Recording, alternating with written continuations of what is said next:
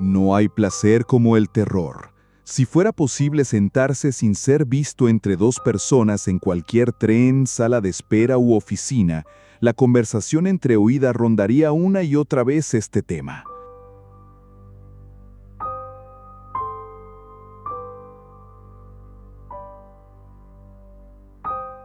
Podría parecer que se trataba de algo completamente distinto, el estado de la nación. Una charla despreocupada sobre las muertes en carretera, la subida de las minutas de los dentistas, pero poniendo al desnudo la metáfora, la insinuación, ahí, encerrado en el corazón del discurso, se encuentra el terror. Mientras aceptamos sin discusión la naturaleza de Dios y la posibilidad de vida eterna, rumiamos alegremente las minucias de la miseria.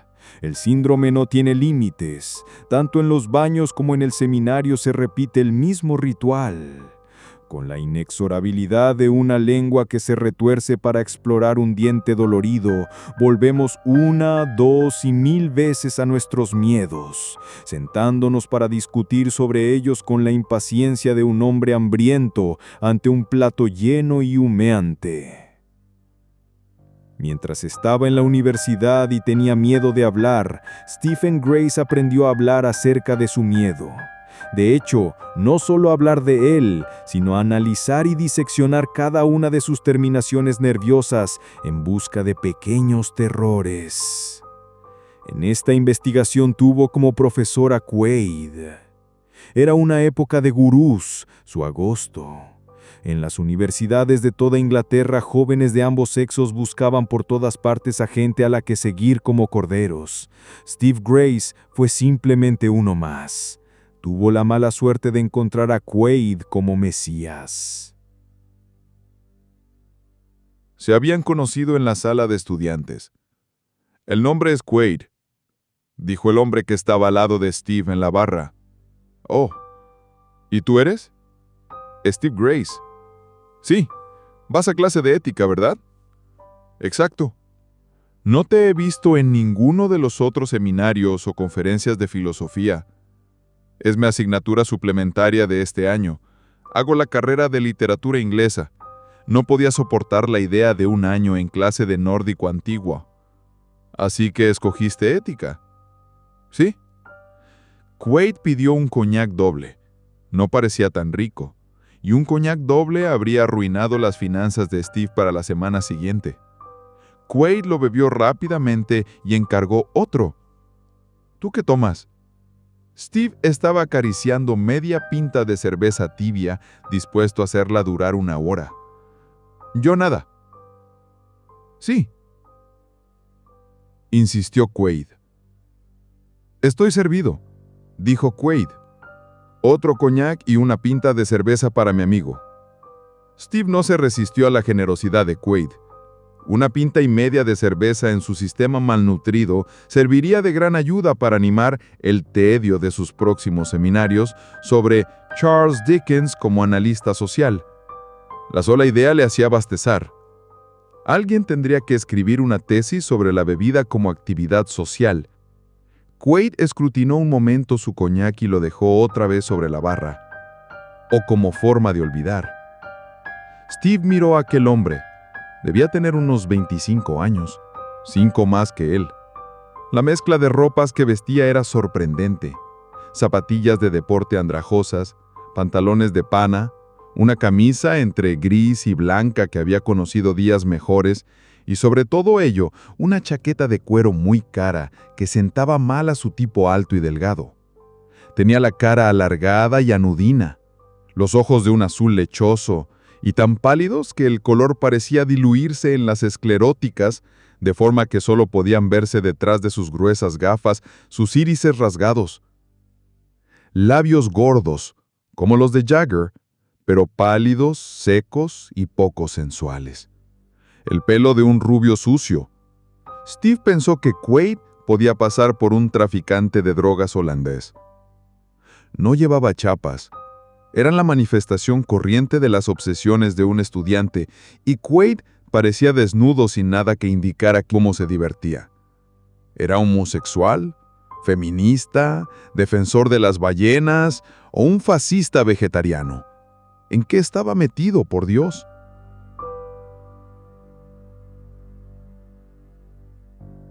Deberías haber escogido nórdico antiguo, dijo Quaid. ¿Por qué? En esa asignatura ni siquiera se preocupan de puntuar los exámenes. Steve no había oído hablar de ello. Quaid siguió dando detalles. Se limitan a tirarlos al aire. Si sale cara, sobresaliente. Cruz, notable. Ah, era broma. Quaid se estaba haciendo listo. Steve esbozó una risita, pero la cara de Quaid no se inmutó ante su propio rasgo de humor. Tendrías que estar en nórdico antiguo, repitió. A fin de cuentas, ¿quién necesita a Bishop Berkeley, a Platón o a... ¿O? Es todo mierda. Sí. Te he observado en clase de filosofía. A Steve empezó a intrigarle Quaid. Nunca tomas apuntes, ¿verdad? No. He pensado que o tienes una seguridad sublime en ti mismo o sencillamente no te importa un comino. Nada de eso. Simplemente estoy perdido del todo. Quaid gruñó y sacó un paquete de cigarrillos baratos. Eso tampoco era lo habitual. Se fumaban Gauloises o Camel, sino nada. No es verdadera filosofía lo que te enseñan aquí, sentenció Quaid con manifiesto desprecio. ¿Eh? Nos dan una cucharadita de Platón o un poco de Bentham, pero sin un análisis real. Con las calificaciones pertinentes, por supuesto. Se parece a la bestia. Hasta los no iniciados les huele un poco a bestia. ¿Qué bestia? La filosofía, la verdadera filosofía. Es una bestia, Steven. ¿No estás de acuerdo? No se me había... Es salvaje, muerde, lo interrumpió. Enseñó los dientes. De repente había adoptado una expresión astuta. Sí, muerde, repitió. Sí, eso le gustó mucho. Lo dijo de nuevo por si le traía suerte. Muerde. Steve asintió. Se le escapaba el sentido de la metáfora. Creo que lo que estudiamos debería desgarrarnos. Quaid se estaba entusiasmando con el tema de la educación castradora. Debería asustarnos falsear las ideas sobre las que hemos de hablar. ¿Por qué? Porque si fuéramos filósofos dignos, no intercambiaríamos chistes académicos, no hablaríamos de semántica, no utilizaríamos supercherías lingüísticas para encubrir los problemas reales. ¿Qué haríamos? Steve empezaba a pensar que se limitaba a dar pie a Quaid, pero este no estaba de humor para bromas. Tenía la cara rígida, sus iris rasgados se habían reducido a puntitos diminutos. Deberíamos acercarnos a la bestia, Steven. ¿No estás de acuerdo? Salir a aplacarla, acariciarla, ordeñarla. ¿Qué es la bestia? A Quaid le exasperó lo directo de la pregunta. Es el tema de cualquier filosofía que merezca la pena, Steven. Son las cosas que tememos porque no las entendemos. Es la oscuridad que hay detrás de la puerta. Steve pensó en una puerta. Pensó en la oscuridad. Empezó a comprender a dónde quería ir a parar Quaid a su manera retorcida. La filosofía era una forma de hablar del miedo. Deberíamos discutir sobre lo que es inherente a nuestras psiques, dijo Quaid. Si no, nos arriesgamos. Súbitamente le abandonó la locuacidad. ¿Qué? Quaid contemplaba su copa de coñac vacía como si quisiera verla llena de nuevo. ¿Quieres otro?, propuso Steve, rogando para que la respuesta fuera negativa. ¿A qué nos arriesgamos?, repitió la pregunta. Bueno, creo que si no salimos y encontramos a la bestia... Steve presintió que estaba a punto de ponerle la guinda al pastel. Tarde o temprano vendrá la bestia y nos encontrará a nosotros. No hay placer como el terror, mientras sea el de los demás.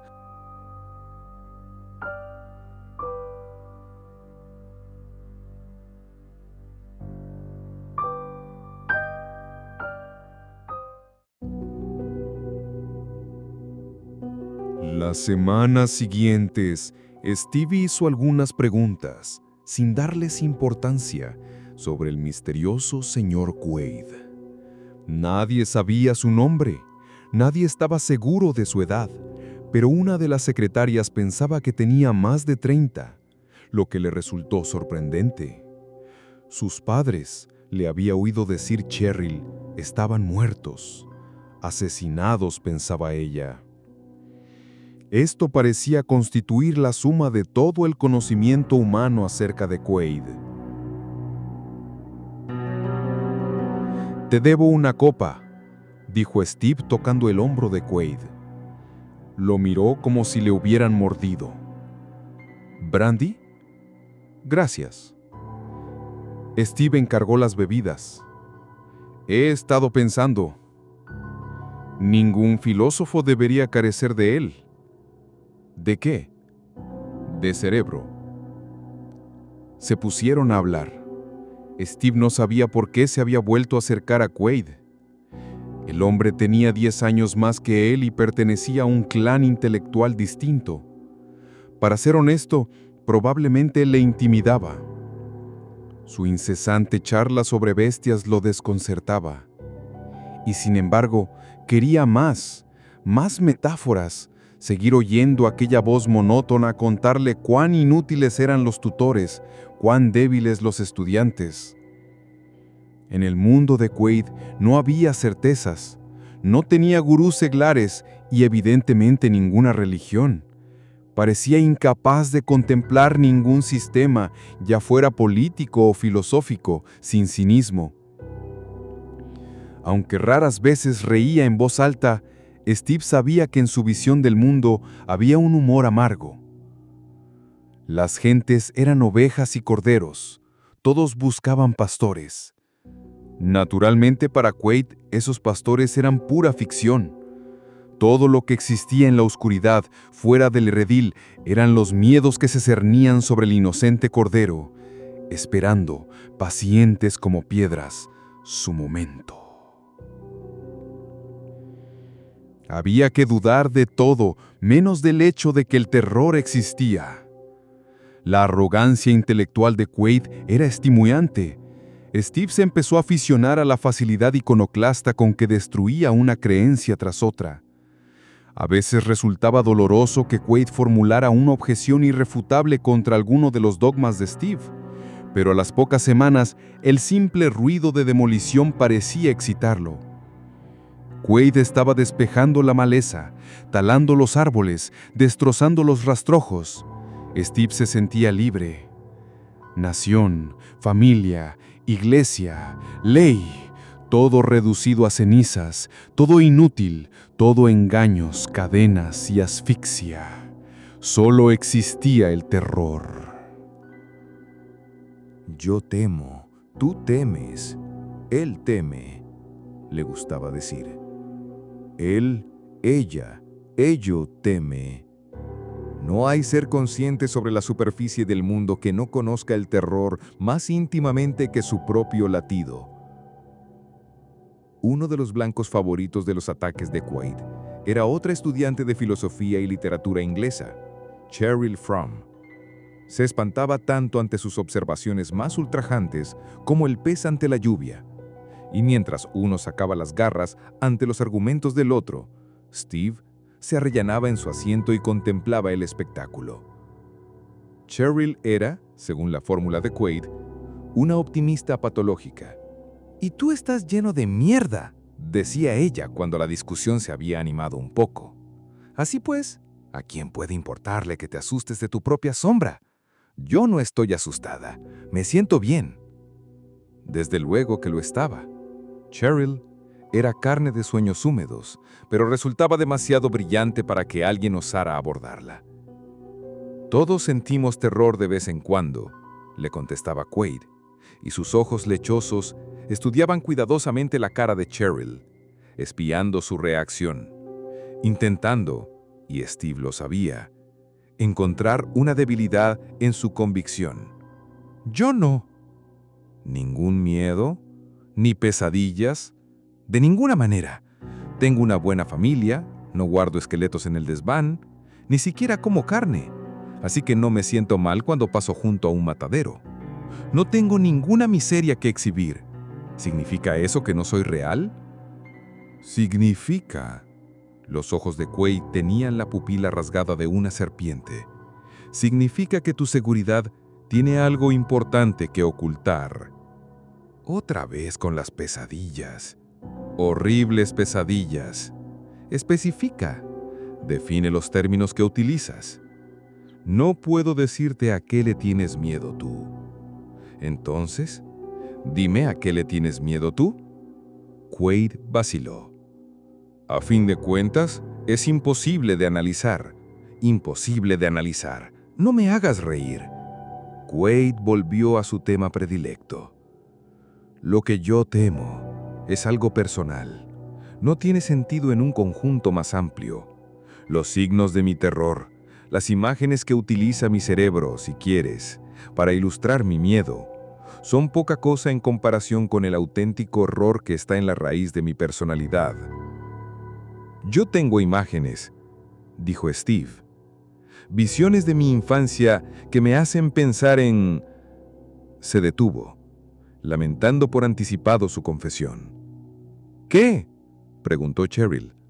¿Te refieres a cosas relacionadas con malas experiencias? ¿A una caída de la bici o algo parecido?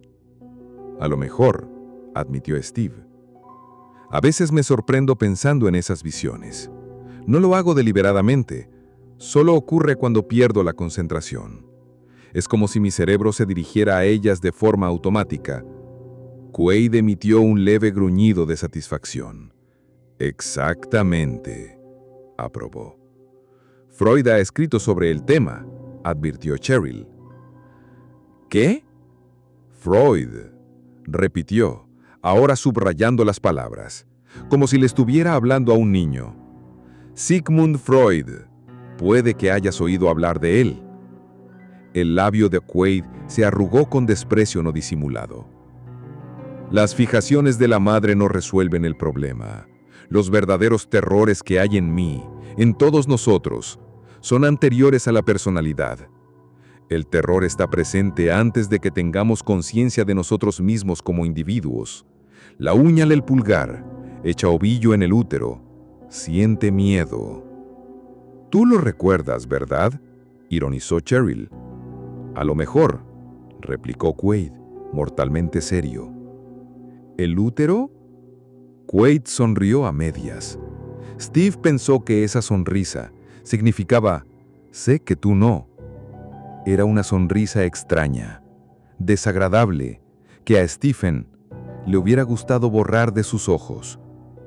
«Eres un mentiroso», le acusó Cheryl, levantándose de su asiento y mirando por encima del hombro a Quaid. «A lo mejor lo soy», admitió, convirtiéndose de repente en un perfecto caballero.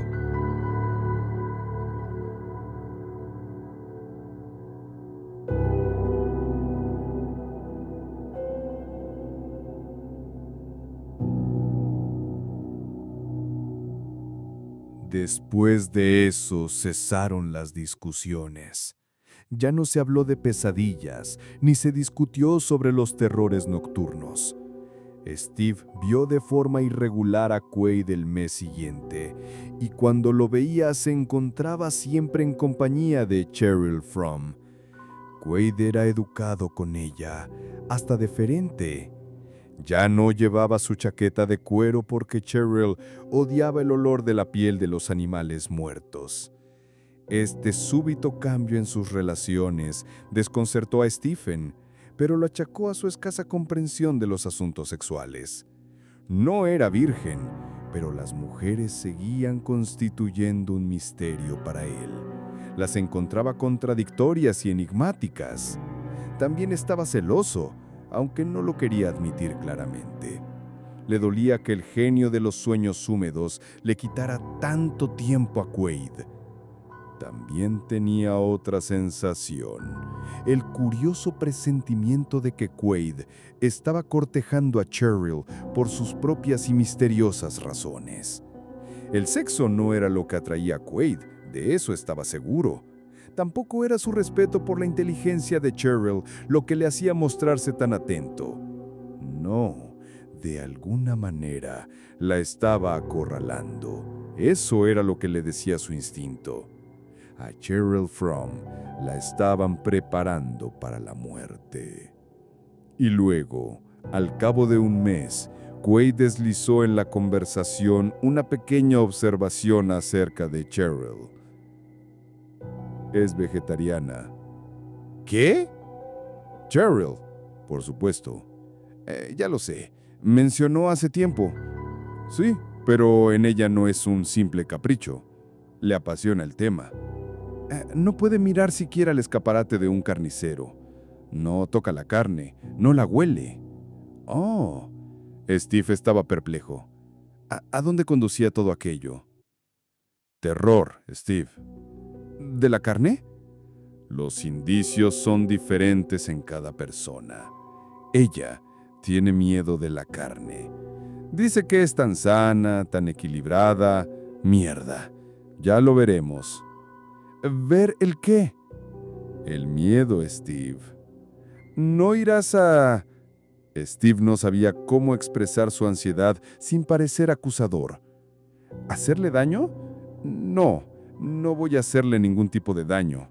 Cualquier perjuicio que se le cause será estrictamente autoinfligido. Quaid lo contemplaba casi hipnóticamente. Empieza a ser hora de que confiemos el uno al otro, prosiguió. Se le acercó un poco más. Entre nosotros dos. Mira, no creo que quiera oírte. Tenemos que tocar a la bestia. ¡Al infierno la bestia! ¡No quiero oír! Steve se levantó para eludir la opresión de la mirada de Quaid y dar por finalizada la conversación. Somos amigos, Stephen. Sí. Entonces, respétalo. ¿El qué? El silencio. Nunca hay otro medio, ni una palabra. Steve asintió. Esa no era una promesa difícil de cumplir. No le podía contar sus angustias a nadie sin que se le riera en las barbas. Quaid parecía satisfecho. Se fue corriendo dejando a Steve con la sensación de que había entrado sin querer en una sociedad secreta, de cuyos objetivos no tenía la más remota idea. Quaid había hecho un pacto con él y resultaba turbador. La semana siguiente no asistió a clase, ni a muchos de los seminarios. No tomó apuntes, no leyó libros, ni redactó trabajos. Las 2 veces que fue al edificio universitario, andaba sigilosamente como un ratón precavido, deseando no toparse con Quaid. No tenía por qué sentir miedo. La única vez en que vio los hombros encorvados de Quaid al otro lado del patio, estaba distraído intercambiando sonrisas con Cheryl Fromm. Esta reía musicalmente, y su risa era contestada por el eco de la pared del departamento de historia. Steve ya no sentía celos en absoluto. Ni por todo el oro del mundo desearía estar tan cerca de Quaid, intimar tanto con él. El tiempo que pasaba solo, apartado del bullicio de las clases y de los pasillos acastados, hizo que su mente se volviera ociosa, y sus pensamientos retornaban a sus temores, como la lengua al diente, la uña a la costra, y también a su infancia.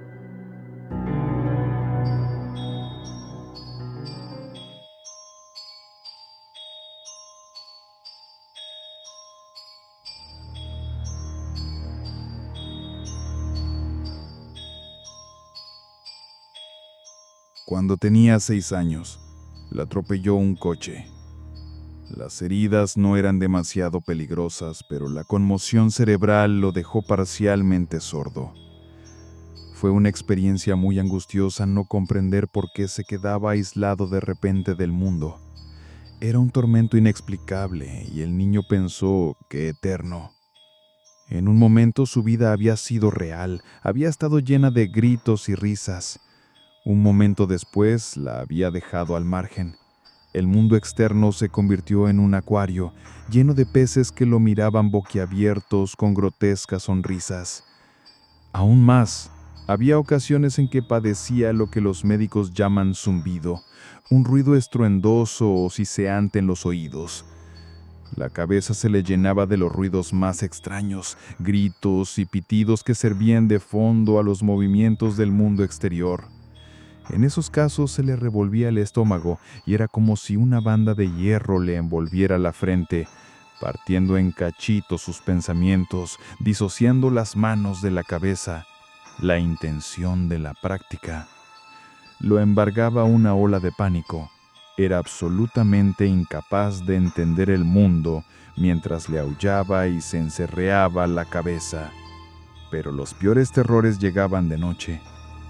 A veces se despertaba en lo que había sido, antes del accidente, el seno protector de su dormitorio, descubriendo que los pitidos se habían reanudado mientras dormía. Abría los ojos desmesuradamente y el cuerpo se le empapaba de sudor. La mente se le llenaba del estrépito más bullicioso, estrépito con el que estaba encerrado sin esperanza de alivio.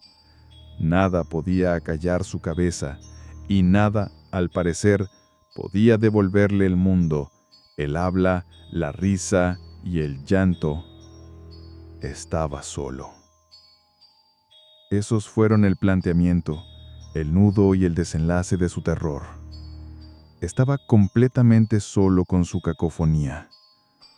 Encerrado en aquella casa, en aquel cuarto, en aquella boca, en aquella cabeza, prisionero de una carne sorda y ciega. Resultaba insoportable.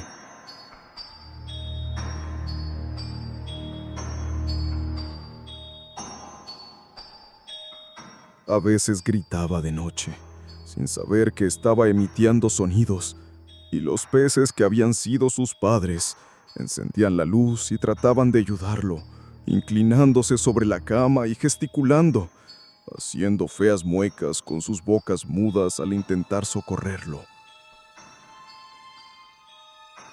Las caricias acababan por calmarlo. Con el tiempo, su madre aprendió a mitigar el pánico que se apoderaba de él.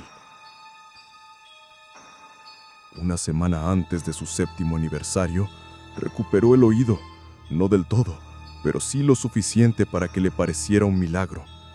El mundo recuperó su nitidez. La vida comenzó de nuevo. Al chico le costó varios meses volver a confiar en sus sentidos. Aún se despertaba de noche como si previera los ruidos de su cabeza. Pero aunque sus oídos zumbaban ante el sonido más leve, lo que le impidió asistir a los conciertos de rock con el resto de los estudiantes, ahora casi nunca se daba cuenta de su leve sordera. La recordaba, por supuesto, y muy bien. Podía evocar el sabor del pánico, la sensación de tener una banda de hierro alrededor de la cabeza, y aún quedaba en ella un residuo del miedo, a la oscuridad, a estar solo. Pero ¿no tenía todo el mundo miedo a estar solo?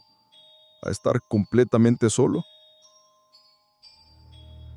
Steve sentía otro miedo, mucho más difícil de superar. Quaid. En una sesión reveladora, borracho le había hablado de su infancia, de la sordera, de los terrores nocturnos. Quaid conocía su debilidad, el sendero despejado que conducía hasta el corazón del terror de Steve. Tenía un arma, un palo con el que golpearlo si llegaba a hacerse necesario. Tal vez por eso decidió no hablar con Cheryl, prevenirla, si era eso lo que quería hacer. Y ciertamente esa era la razón de que evitara a Quaid. Este tenía un aire pérfido en ciertos momentos de mal humor, ni más ni menos. Parecía una persona con la maldad dentro, muy dentro. A lo mejor aquellos 4 meses de observar a la gente sin oírla habían sensibilizado a Steve a causa de las miradas de soslayo, las sonrisitas y el desprecio que revolotean en sus caras. Sabía que la vida de Quaid era un laberinto. Llevaba grabado en el rostro, en 1000 pequeños gestos, el mapa de sus complejidades.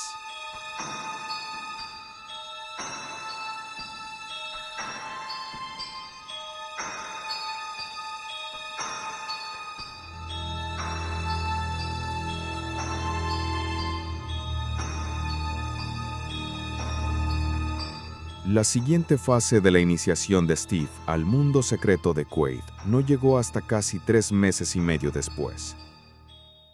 Las clases de la universidad se interrumpieron durante las vacaciones de verano y los estudiantes se fueron cada uno por su lado. Steve se dedicó a su trabajo veraniego habitual en la imprenta de su padre. Eran horas largas y agotadoras físicamente, pero le suponían un descanso indudable. Tantas disquisiciones le habían saturado el cerebro. Se sentía como si le hubieran cebado de palabras e ideas. El trabajo en la imprenta le permitió sacudirse todo eso de encima en poco tiempo, aclarando la maraña de su mente. Fue una buena temporada. Apenas pensó en Quaid. Volvió a la universidad a finales de septiembre. Los estudiantes que había en el campus aún eran escasos. La mayoría de los cursos no empezaban hasta la semana siguiente, y en el ambiente flotaba un aire de melancolía, sin la habitual muchedumbre de jóvenes quejándose, ligando o discutiendo. Steve estaba en la biblioteca apartando algunos libros importantes antes de que sus compañeros de clase les echaran el guante. Los libros eran oro puro al principio del curso con toda la bibliografía por leer. Y la biblioteca de la universidad pediría como siempre que se encargaran los títulos necesarios. Esos libros vitales llegaban invariablemente 2 días después del seminario en que se iba a hablar del autor. Aquel año, el último, Steve estaba decidido a ser el primero en la cola que se formara para obtener los pocos ejemplares para los trabajos de seminario que hubiera en la biblioteca. Le habló una voz familiar. «Pronto al trabajo». Steve levantó la vista para encontrarse con los iris rasgados de Quaid. «Me impresiona, Steve». «¿El qué?» «Tu entusiasmo por trabajar». «Oh». Quaid sonrió. «¿Qué estás buscando?» «Algo sobre Bentham. Tengo principios de moral y legislación. ¿Te sirve?» Era una trampa. No.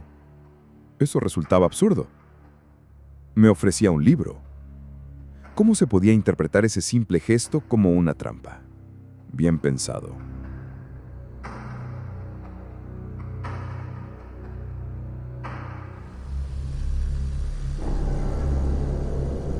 La calle Pilgrim estaba desolada. La mayoría de las casas no eran más que escombros. Unas cuantas estaban en demolición. Las paredes interiores quedaban expuestas de forma poco natural. Papeles pintados rosa y verde pálido. Las chimeneas de los pisos superiores colgando sobre abismos de ladrillos humeantes. Las escaleras no conducían, ni de ida ni de vuelta, a ninguna parte. El número 64 estaba solitario. Las casas adyacentes habían sido demolidas y excavadas, dejando paso a un desierto de polvo de ladrillos machacados que unas cuantas malas hierbas, atrevidas y temerarias, intentaban poblar. Un perro blanco de 3 patas vigilaba su territorio alrededor de aquella casa, dejando pequeñas marcas de pis a intervalos regulares para delimitar sus dominios. La casa de Quaid, aún sin tener nada de palacio, era más acogedora que el yermo que la rodeaba. Bebieron juntos un vino tinto peleón que había llevado a Steve, y fumaron un poco de hierba.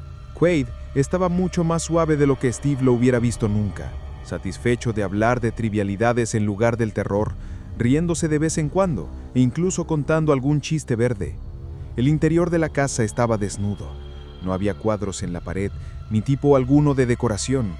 Los libros de Quaid, y tenía centenares, estaban amontonados en el suelo, y Steve no pudo descubrir con qué criterio. La cocina y el baño eran primitivos. Toda la atmósfera era casi monástica. Después de un par de horas apacibles, la curiosidad se apoderó de Steve. «¿Dónde están las fotos de las vacaciones?», preguntó, consciente de que arrastraba un poco las palabras, aunque ya no le importaba un comino. «Ah, sí, mi experimento». «¿Experimento?». «Para serte sincero, Steve, no sé si debería enseñártelas». «¿Por qué no? Estoy metido en algo serio, Steve». «Y yo no estoy preparado para nada serio, ¿es eso lo que quieres decir?». Steve notaba que la técnica de Quaid lo apodía con él, aunque era obvio y transparente lo que estaba haciendo. «No he dicho que no estuvieras preparado». «¿Qué demonios es ese asunto?». «¿Fotos? ¿De? ¿Te acuerdas de Cheryl?». Imágenes de Cheryl, ya. ¿Cómo iba a olvidarla? No volverá a este curso. Oh. Tuvo una revelación. La mirada de Quaid parecía la de un basilisco. ¿Qué quieres decir con revelación? Siempre estaba tan tranquila, ¿verdad?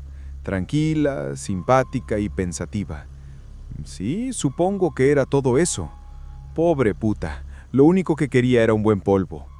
Steve sonrió como un chiquillo ante las palabras obscenas de Quaid. Resultaba chocante. Era como ver a un profesor con el pene colgando fuera de los pantalones. Pasó parte de sus vacaciones aquí. ¿Aquí? ¿En esta casa? ¿Entonces te gusta? Es una vaca ignorante, pretenciosa, débil y estúpida. Pero no te daría absolutamente nada. ¿Te refieres a que no quería joder? Oh, no, se bajaba las pragas nada más verte. Eran sus miedos lo que no... La vieja canción. Pero la convencí a su debido tiempo. Quaid sacó una caja detrás de una pila de libros de filosofía. En ella había un fajo de fotos en blanco y negro, ampliadas al tamaño de una postal doble.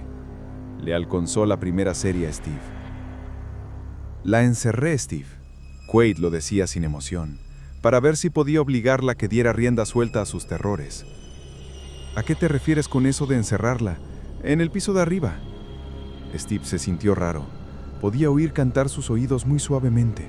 El vino peleón siempre le hacía retumbar la cabeza. La encerré en el piso de arriba, Quaid repitió, por experimento. Por eso alquilé esta casa. No había vecinos que escucharan. ¿Para escuchar qué? Steve miró la imagen granulada que tenía en la mano. Una cámara oculta, explicó Quaid. Nunca supo que le estaba haciendo fotos.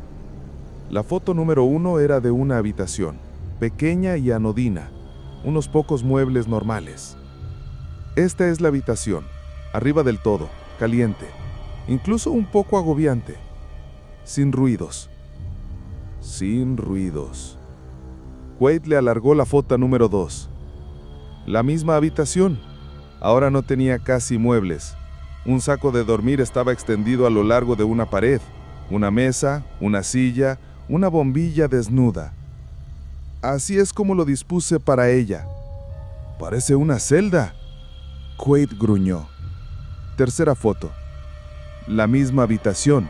Sobre la mesa una jarra de agua. En una esquina un cubo mal cubierto por una toalla. ¿Para qué es el cubo? Tenía que hacer pis. Sí, con todas las comodidades, señaló Quaid. No pretendía reducirla a un estado animal. Hasta en su bruma etílica, Steve captó la ironía de Quaid. No pretendía reducirla a un estado animal, sin embargo. Foto 4. Sobre la mesa en un plato, una tajada de carne. Le sobresale un hueso. Buey. Pero si es vegetariana. Cierto, está ligeramente salado, bien hecho y de buena calidad. Foto 5. Lo mismo. Cheryl se halla en la habitación. La puerta está cerrada. Está golpeándola con los pies y con las manos. Su cara refleja una intensa furia. ¿La encerraste ahí? Claro, un experimento. ¿No la advertiste? Hablamos del terror, ya me conoces. Sabía que era lo que yo deseaba descubrir. Sabía que necesitaba conejillos de indias. Cayó enseguida en cuenta. En cuanto comprendió lo que me traía entre manos, se tranquilizó. Foto 6. Cheryl está sentada en una esquina de la habitación, pensando. Creo que pensaba que podría tener más paciencia que yo.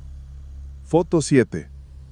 Cheryl mira la pierna de buey, echa ojeadas a la mesa. Bonita foto, ¿no te parece? Mira su expresión de asco. Odiaba hasta el olor de carne cocinada. Aún no estaba hambrienta, naturalmente. 8. Duerme. 9. Hace pis.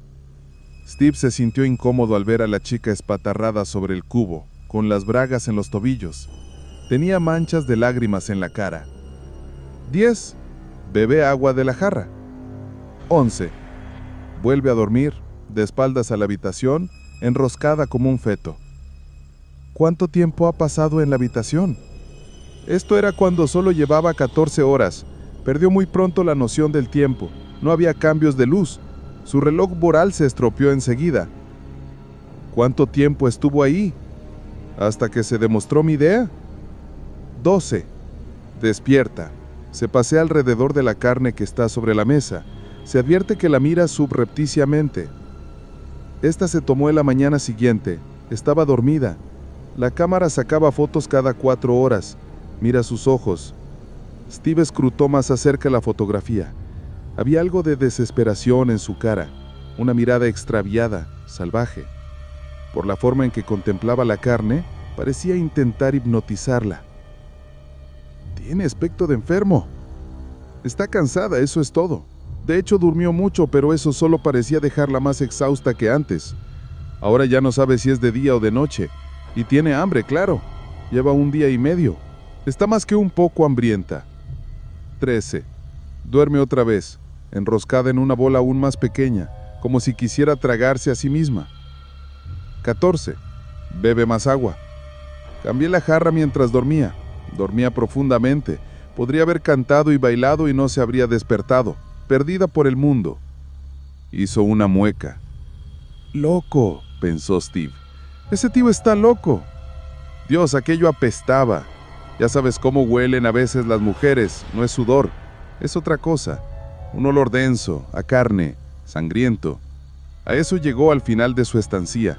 No era lo que yo había planeado. 29. Está vomitando en el cubo de la esquina del cuarto. 30. Está sentada y mira la mesa. Está vacía. Ha tirado la jarra de agua contra la pared. El plato está roto. El buey está tirado en el suelo en un charco putrefacto. 31. Duerme. Tiene la cabeza escondida entre los brazos. 32. Está de pie. Mira otra vez la carne, desafiándola. El hambre que siente se le ve en la cara. El asco también. 33. Duerme. ¿Cuánto lleva ahora?, preguntó Steve. 5 días. No, 6. 6 días. 34. Es una forma borrosa que aparentemente se abalanza contra una pared. A lo mejor la golpea con la cabeza. Steve no lo pudo distinguir. No tenía ninguna intención de preguntarlo. Algo en él no lo quería saber. 35. Duerme de nuevo. Esta vez debajo de la mesa. El saco de dormir está hecho pedazos. Jirones de ropa y trozos de estopa cubren la habitación. 36. Habla a la puerta, a quien esté del otro lado, sabiendo que no obtendrá respuesta. 37. Se come la carne rancia.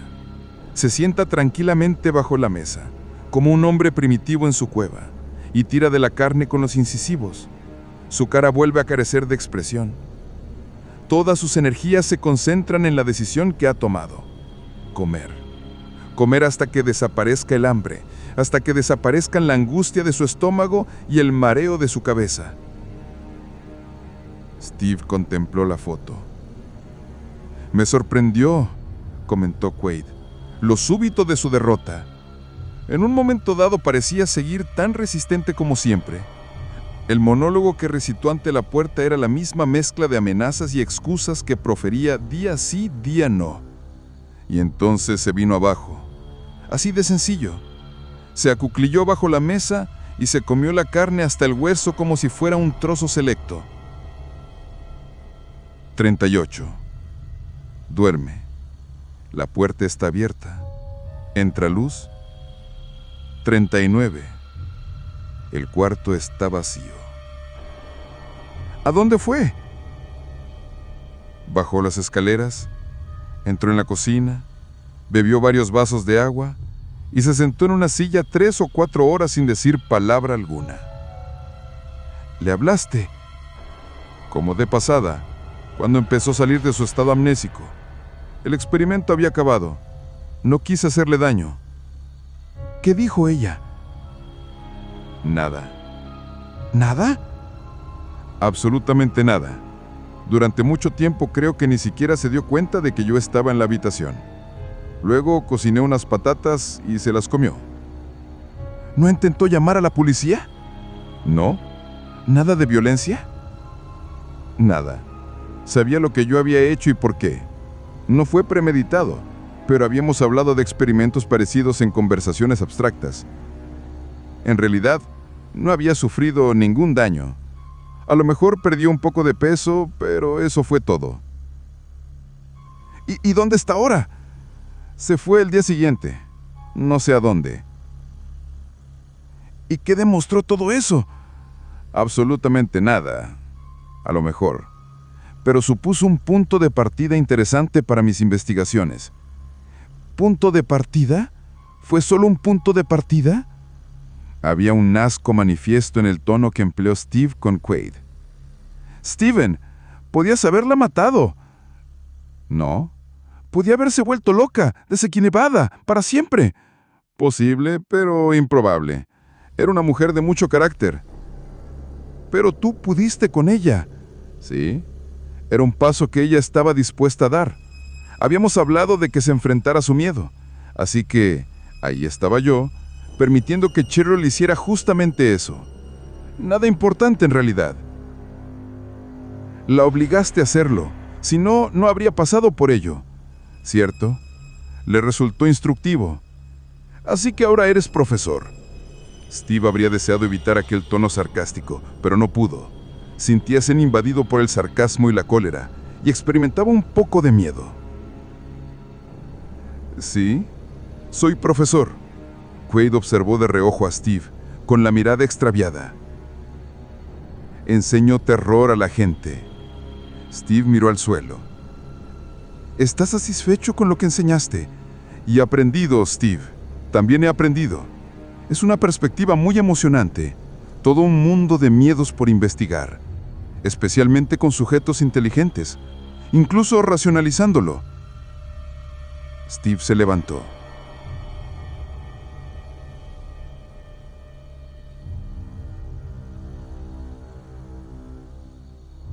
No quiero oír nada más. De acuerdo. Mañana temprano tengo clases. No. ¿Qué? Un latido. Un titubeo. No. No te vayas aún. ¿Por qué? Tenía el corazón acelerado. Nunca había comprendido cuánto temía a Quaid. Tengo más libros que darte. Steve notó que se ronjaba, ligeramente. ¿Qué había pensado un momento antes? ¿Que Quaid iba a derribarlo de un puñetazo y a empezar a experimentar con sus temores? No, eso era una idiotez. Tengo un libro sobre Kierkegaard que te gustará. Arriba. Tardo 2 minutos. Quaid abandonó la habitación sonriendo. Steve se acuclilló sobre sus caderas y empezó a juntar las fotografías. El momento en que Cheryl cogió por primera vez la carne podrida era el que más le fascinaba. Tenía una expresión en la cara totalmente distinta a la de la mujer que él había conocido. Llevaba marcada la duda, la confusión y un hondo terror.